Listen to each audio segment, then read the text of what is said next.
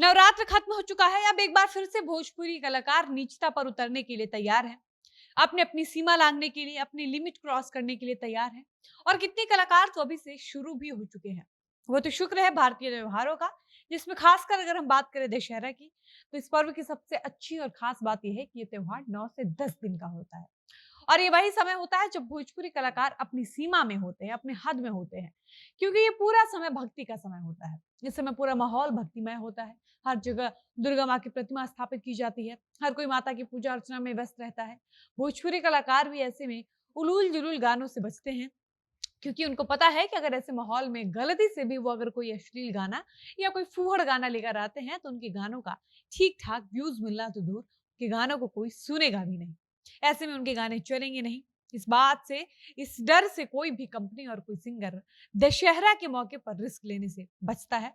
वरना अगर भोजपुरी कलाकारों को दशहरा में भी ये छूट मिल जाए, या फिर उनको इस बात का मौका मिल जाए कि आप अपने गंदे गंदे गानों से गंदगी फैला सकते हैं और बहिष्कार भी आपका नहीं होगा, तो ये लोग इतने बेशर्म होते हैं कि इनको दशहरा जैसे पावन पर्व में भी गंदगी फैलाने में थोड़ी सी भी शर्म नहीं आएगी। पूरे साल भोजपुरी सिंगर अपने अश्लील और फूहड़ गानों से फुहरता फैलाने से बाज नहीं आते हैं, लेकिन पूरे साल का ये 10 दिन का वो समय होता है जब भोजपुरी इंडस्ट्री अश्लीलता से थोड़ी सी ऊपर उठ जाती है। इस वक्त सारे भोजपुरी कलाकार अपनी-अपनी हदों में रहते हैं और जैसे ही दशहरा खत्म होता है, वैसे ही भोजपुरी के टुटपुंजिया गायक अपनी औकात दिखाने लगते हैं और गंदे-गंदे गानों से भोजपुरी को बदनाम करने चले आते हैं। बाकी आज की इस वीडियो में हम इस बिंदु पर बातचीत करेंगे, लेकिन उससे पहले नमस्कार, मेरा नाम है डॉली पांडे, मेरे साथ है कैमरामैन विशाल और आप देख रहे हैं जनता जंक्शन। आप भोजपुरी कलाकारों को किसी भी पर्व त्योहार के आड़ में कितना भी अश्लील गाना गाने से रोक लीजिए या बाध्य कर लीजिए, लेकिन सच यही है कि जब भी इन कलाकारों को जहां भी गंदगी फैलाने का मौका मिलेगा, गंदा गाना गाने का मौका मिलेगा, गंदे गानों पर डांस करने का मौका मिलेगा, ये ऐसी जगहों पर कभी पीछे नहीं हटेंगे। चाहे वो कोई भक्ति कार्यक्रम हो या कोई जागरण हो या फिर कोई सांस्कृतिक कार्यक्रम हो, ये अपने अश्लील गानों के आगे और फटी हुई आवाज के आगे कार्यक्रम की गंभीरता को भी भूल जाते हैं। पिछले 10 दिनों के अंदर भोजपुरी के अलग-अलग कलाकारों को, चाहे कोई बड़ा कलाकार हो या छोटा कलाकार हो, इन सारे कलाकारों को अलग-अलग जगहों पर दशहरा के मौके पर स्टेज शो करने के लिए बुलाया गया। आप यूट्यूब पर जाकर वीडियो उठाकर देख लीजिए, आपको दिखेगा कि भोजपुरी इंडस्ट्री के कुछ ही ऐसे कलाकार होंगे, जो सांस्कृतिक कार्यक्रम में जाकर भक्ति गाने गाए होंगे या कोई पारिवारिक गाने गाए होंगे।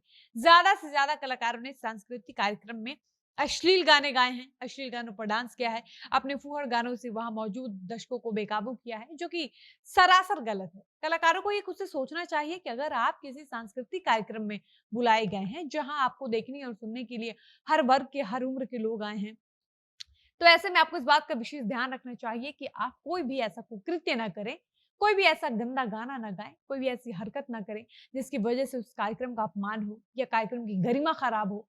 तो ये खुद से सोचने वाली बात होती है कि अगर आपको किसी सांस्कृतिक कार्यक्रम के लिए बुलाया गया है, तो ये आपकी ज़िम्मेदारी बनती है कि आप जितनी भी देर के लिए वहाँ गए हैं, उतनी देर कार्यक्रम में आपको सिर्फ़ और सिर्फ़ भक्ति गाना गाना है या पारिवारिक गाना गाना है या कोई सामाजिक गाना गाना है, जिसका सामाजिक संदेश अच्छा जाए।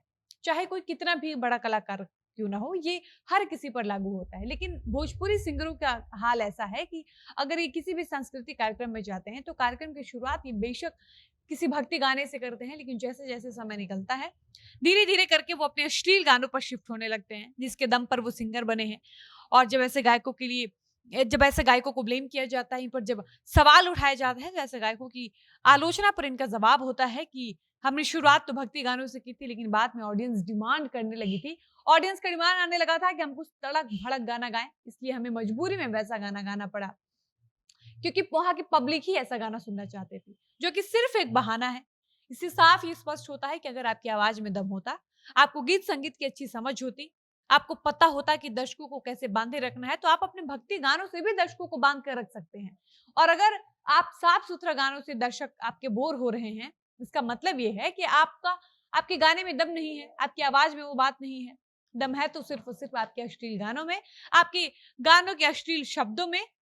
बाकी अंत में हम बस यही कहेंगे कि नवरात्रि खत्म होने के बाद अब आप एक बार फिर से भोजपुरी कलाकारों का नंगा नाच देखने के लिए तैयार हो जाइए। इसी के साथ इस वीडियो को यहीं पर समाप्त करते हैं। मिलते हैं नई वीडियो में। धन्यवाद।